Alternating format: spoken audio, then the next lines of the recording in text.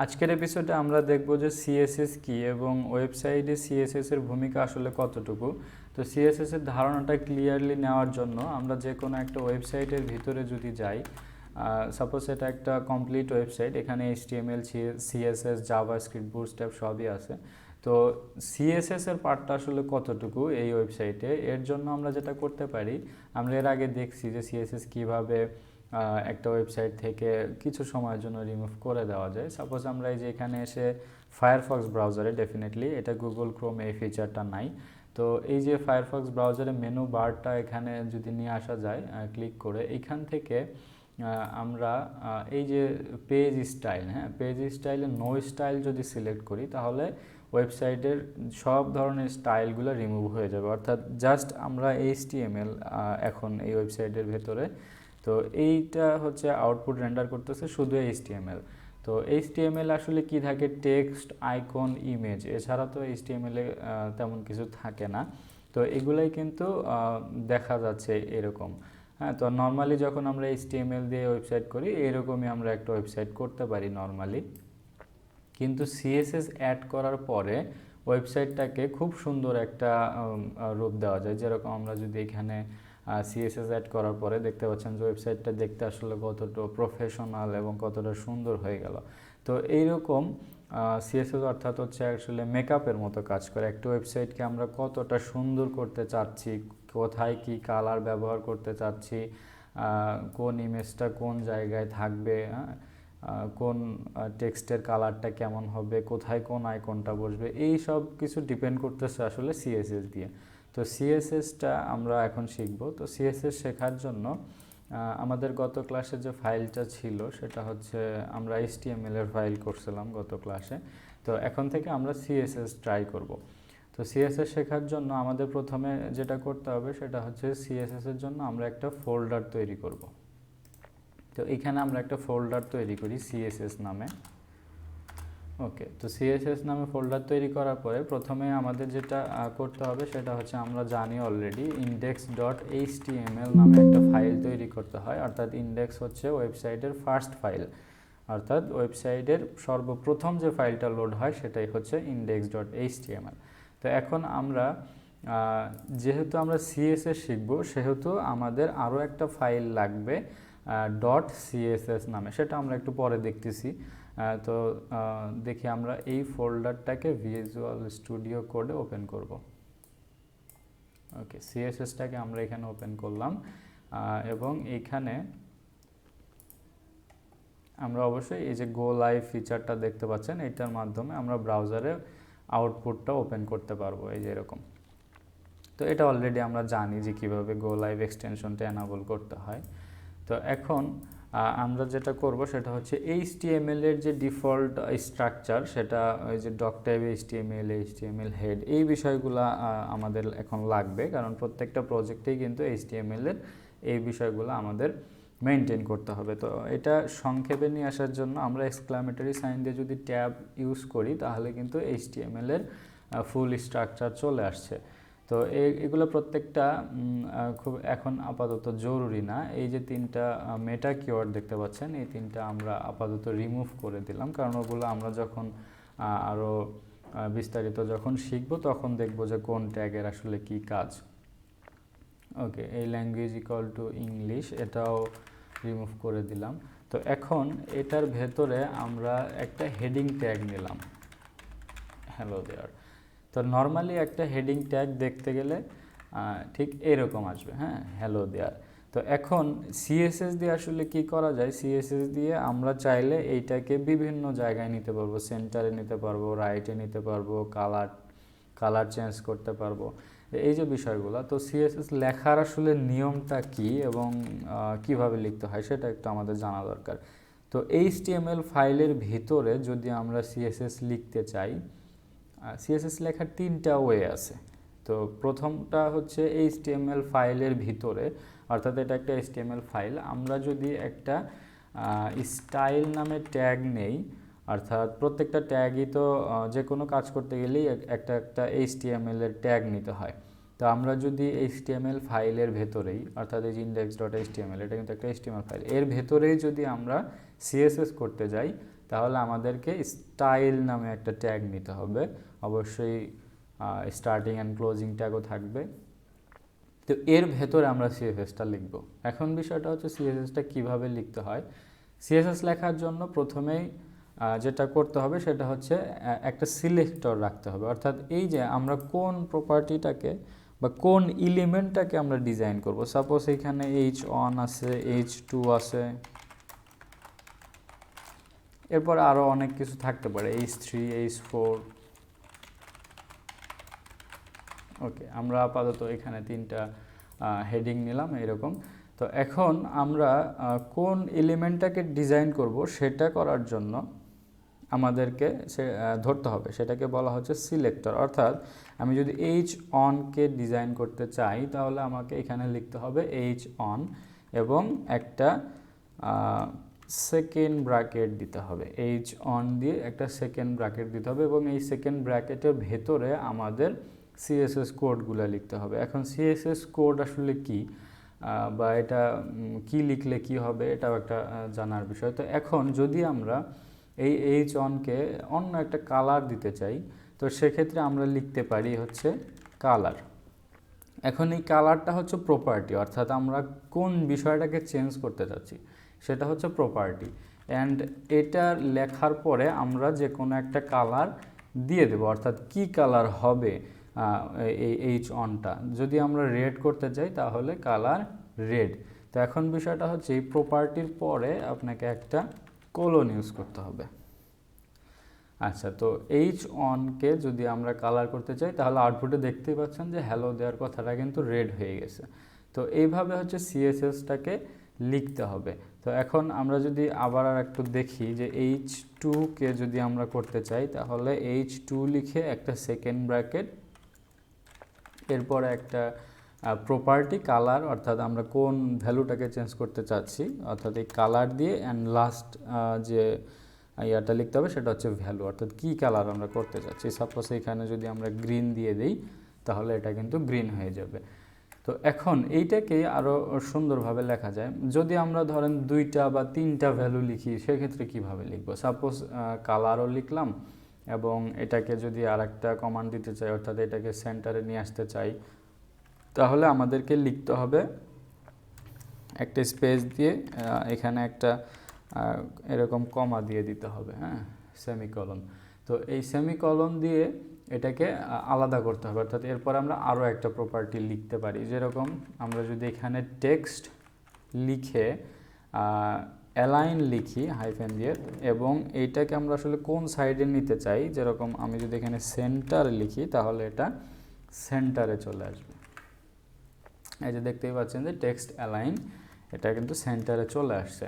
তো এখন বিষয়টা হলো যে এটা তো একটাই ওয়ার্ড কালার, আর এইখানে কিন্তু 2টা ওয়ার্ড আছে। যেরকম যে প্রপার্টিগুলোতে 2টা ওয়ার্ড থাকবে, 2 বা 3টা ওয়ার্ড থাকবে, সেই প্রপার্টিগুলো প্রত্যেকটা ওয়ার্ডের পরে একটা করে হাইফেন দিয়ে অ্যাডজাস্ট করে নিতে হয়। অর্থাৎ আমরা দেখব যে অনেক প্রপার্টি আছে যেগুলোতে 2টা বা 3টা ওয়ার্ড লিখে লিখে আমাদেরকে এরকম কমান্ড দিতে হচ্ছে, ভ্যালু দিতে হচ্ছে। সেক্ষেত্রে দেখতেই পাবেন যে প্রত্যেকটা ওয়ার্ডের পরে একটা হাইফেন দিয়ে নেক্সট ওয়ার্ডটা যুক্ত করা হয়। এটার মিনিংটা হচ্ছে টেক্সট অ্যালাইন, অর্থাৎ টেক্সট অ্যালাইনমেন্টটা হচ্ছে পজিশন, মানে টেক্সটের পজিশনটা হবে সেন্টারে, ঠিক এটাই বোঝাচ্ছে। তো এইটা হলো একটা নিয়ম, লেখার নিয়ম। এটাকে আরও সুন্দর করে লেখা যায় এরকম এক লাইনে না লিখে H2 একটা সেকেন্ড ব্র্যাকেট দিয়ে একটা ইন্টার প্রেস করলে এরকম হয়ে গেল। এখন এইখানে আমরা লিখতে পারি টেক্সট অ্যালাইন সেন্টার একটা সেমিকলন, নেক্সট আবার লিখতে পারি হচ্ছে কালার রেড। তো এই হচ্ছে সিএসএস লেখার একটা সিস্টেম বা একটা ওয়ে। এরপরে আরও একটা ওয়ে আছে, সেটা হচ্ছে এইটার ভিতরে আমরা লিখতে পারি। সাপোজ ধরেন 3টা ইয়াকে আমরা 3 ধরনের কালার করি, হ্যাঁ। এই টেক্সট অ্যালাইন এটাকে যদি আমরা রাইট লিখি তাহলে এটা রাইটে চলে যাবে, এবং কালারটা যদি আমরা গ্রিন লিখি তাহলে এটার কালারটা গ্রিন হয়ে যাবে। এই যে দেখতে পাচ্ছেন আউটপুট এখানে কিন্তু অলরেডি ইফেক্ট পড়তেছে। তো এখন যদি আমরা, এটা তো একটা সিস্টেম, স্টাইল ট্যাগের ভিতরে কিভাবে লিখতে হয় সেটা। এখন যদি আমরা করতে চাই যে এইটার ভেতরে, মানে HTML ট্যাগ এইটার ভেতরেই আমরা স্টাইল দেবো, আমরা আলাদা করে স্টাইল ট্যাগ নিয়ে সেখানে স্টাইল লিখবো না, সেক্ষেত্রে আসলে কিভাবে লিখতে হয়, সেক্ষেত্রে আপনাকে যেটা করতে হবে অ্যাট্রিবিউটসের মতো করে লিখতে হবে, অর্থাৎ H4 এর ভেতরে একটা স্পেস দিয়ে আপনাকে স্টাইল অ্যাট্রিবিউটস নিতে হবে। তো এই স্টাইল অ্যাট্রিবিউটের কাজটা কি, আপনি যে সিএসএস কমান্ডগুলো লিখবেন সেগুলাকেই সিএসএস হিসাবে কমান্ড করা, অর্থাৎ সেগুলোকেই স্টাইল শিট আকারে পেয়ে যাবে আর কি। তো আমি যদি এইখানে লিখি কালার লিখে একটা কলন দিয়ে যদি আমি সাপোজ পিঙ্ক লিখলাম, তাহলে ওই যে দেখতে পাচ্ছেন কালারটা কিন্তু অলরেডি চেঞ্জ হয়ে গেছে। এবং আরও ভ্যালু যদি আমি দিতে চাই তো সেটাও আমরা দিতে পারবো, যে টেক্সট অ্যালাইন লিখে এটাকে আমরা আবার সেন্টারে দিয়ে দিতে পারি। তো এই হচ্ছে দুইটা সিস্টেম গেল, একটা হচ্ছে এটাকে বলা হয় হচ্ছে ইন্টারনাল, আর এটাকে বলা হচ্ছে ইনলাইন, অর্থাৎ লাইনের ভিতরে। এই স্টাইলটাকে বলা হচ্ছে ইনলাইন স্টাইল, অর্থাৎ লাইনের ভিতরে সিএসএস। আর এটাকে বলা হচ্ছে ইন্টারনাল সিএসএস, অর্থাৎ আপনার যে HTML ফাইলটা যেখানে ঠিক ওই ফাইলের ভেতরেই আপনি এটা সিএসএস কমান্ডগুলো দিচ্ছেন, সেক্ষেত্রে ওই স্টাইলটাকে বলা হবে হচ্ছে ইন্টারনাল সিস্টেম। এখন আরও একটা সিস্টেম আছে যেটা হচ্ছে এক্সটার্নাল সিস্টেম, এবং ওইভাবেই আমাদেরকে সবসময় করতে হবে, কারণ সিএসএস ফাইলটাকে আমরা অন্য একটা জায়গায় রাখবো এবং ওই ফাইলে সব সিএসএস থাকবে, ওই ফাইলে কোনো HTML লিখবো না আমরা। তো এটা করার জন্য আমাদের যেটা করতে হবে সেটা হলো এই যে আমাদের যে HTML ফাইলটা আছে, যে ফোল্ডারে আমরা কাজ করতেছি সিএসএস, ওই ফোল্ডারের ভেতরে আমাদেরকে আরও একটা ফাইল তৈরি করতে হবে। সে ফাইলটা হচ্ছে আমরা লিখতে পারি সাপোজ স্টাইল ডট সিএসএস, অবশ্যই লাস্টের এক্সটেনশন যেটা সেটা হচ্ছে ডট সিএসএস হতে হবে। তো এটা দিলে আমাদের এই এখন হয়ে গেল স্টাইল ডট সিএসএস। তো আমরা এখন এরকম স্টাইল তো আমরা লিখলাম, এখন যদি আমরা চাই যে এই ফাইলের ভিতরে, যে ফাইলটা কিন্তু এখানে চলে আসছে, এই ফাইলের ভিতরে শুধু সিএসএস লিখব এবং সেই সিএসএসগুলো অটোমেটিক্যালি আমাদের ওয়েবসাইটে কাজ করবে। তো এইটা হচ্ছে এক্সটার্নাল সিস্টেম এবং ওইভাবে আমাদের সবসময় করতে হবে। তো এগুলো আমি আপাতত তুলে দিচ্ছি। ওকে, তো এই দুইটা হেডিং থাকলো। এখন এই দুইটা হেডিংকে আমরা স্টাইল ডট সিএসএস ফাইলে কল করব। যেহেতু এটা একটা সিএসএস ফাইল, ডট সিএসএস দিয়ে এক্সটেনশন দিয়ে এটা করা, সেহেতু আলাদা করে কিন্তু আমাদের আর স্টাইল ট্যাগ নিতে হবে না, কারণ ফাইলটাই কিন্তু মিনিং করতেছে এরকম যে এখানে শুধু সিএসএস থাকবে। তো এটা করার জন্য আমরা যেটা করতে পারি, এইখানে এটাকে আমরা একটু দুই ভাগ করে নিলাম রাইট সাইডে। ওকে, তো এখন এই H1কে যদি আমরা কালার করতে চাই, তো প্রথমে যেটা করতে হবে সেটা হচ্ছে সিলেক্টর ধরতে হবে, অর্থাৎ H1 এটা ধরলাম, ধরে একটা স্পেস দিয়ে সেকেন্ড ব্র্যাকেট একটা এন্টার দিয়ে এটার ভেতরে প্রথমে প্রপার্টি, তারপরে হচ্ছে ভ্যালু। তো প্রপার্টিটা কি চেঞ্জ করতে চাচ্ছি আমরা, কালারটা চেঞ্জ করতে চাচ্ছি, কি এই কালারটা করতে চাচ্ছি আমরা রেড। তো এটাকে আমি একটা কমান্ড দিয়ে দিলাম, তাহলে ব্রাউজারে কিন্তু নর্মালি এটা চলে আসার কথা, কিন্তু এটা কিন্তু এখনও আসে নাই। এর কারণ হলো এই HTML ফাইলের সাথে এই CSS ফাইলের কোনো সম্পর্ক এখনও পর্যন্ত কিন্তু নাই, কারণ এই দুইটা আলাদা আলাদা ফাইল, index.html অ্যান্ড style.css। আমরা যদি একটু এটাকে Ctrl+U দিয়ে অর্থাৎ পেজ সোর্স করে দেখি, ওকে পেজ সোর্স করে দেখি, এই যে এই কোডটা দেখতে পাচ্ছেন, এটা আসতেছে হচ্ছে আমাদের ভিজুয়াল স্টুডিও কোডে যে লাইভ সার্ভারটা, হ্যাঁ এই যে লাইভ সার্ভারটা এই ওপেন করা আছে, সেই ওখান থেকে আসতেছে।